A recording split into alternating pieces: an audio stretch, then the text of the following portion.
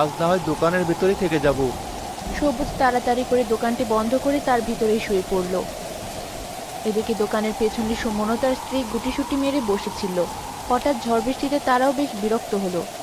কি করতে এলাম আর কি হচ্ছে? এই মূর্খ বৃষ্টি হওয়ার আর সময় পেল না। এবার কি করে ফিরবো বাড়ি? আমাদের কাজ আমরা করে ঠিক বাড়ি চলে যাব। এখন চারপাশ নির্জন, কেউ নেই। চলো, এই সুযোগটাই কাজে লাগাই।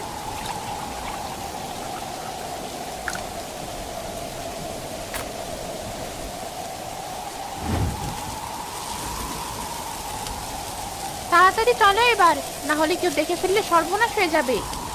তারা দ্রুত পায়ে হেঁটে বাড়ি পথে রওনা দিল। দোকানে আগুন জ্বলতে জ্বলতে বেশ বড় আকার ধারণ করলে ভেতর থেকে গরম তাপ অনুভব করে উঠে বসলো সবুজ। বৃষ্টি হচ্ছে বাইরে, তবু দোকানের ভিতরে এত তাপ কোথা থেকে আসছে? দেখি তো দোকান খুলে, বৃষ্টি থেমে গেল নাকি? সবুজ দোকান খুলে দেখলো চারপাশে আগুন জ্বলছে, যার ফলে সে বাইরে বের হতে পারল না। এটা কি হলো? আজ যে আর এই আগুন থেকে নিস্তার নেই। আমার প্রাণটা কি এই আগুনেই যাবে? বাঁচাও, কেউ বাঁচাও! আমার দোকানে আগুন লেগেছে, বাঁচাও কেউ! বৃষ্টি না থাকলেও খুব জোরে ঝড় আর বাতাস হওয়ায় আগুন দ্রুত সারা দোকানে ছড়িয়ে পড়ল। এদিকে সবুজের চিৎকারও কারো কানে পৌঁছালো না। আস্তে আস্তে পুরো দোকান পুড়তে লাগলো। হঠাৎ আবার জোরে বৃষ্টি হওয়ায় আগুন নিভে যায়। শরীরের এক পাশ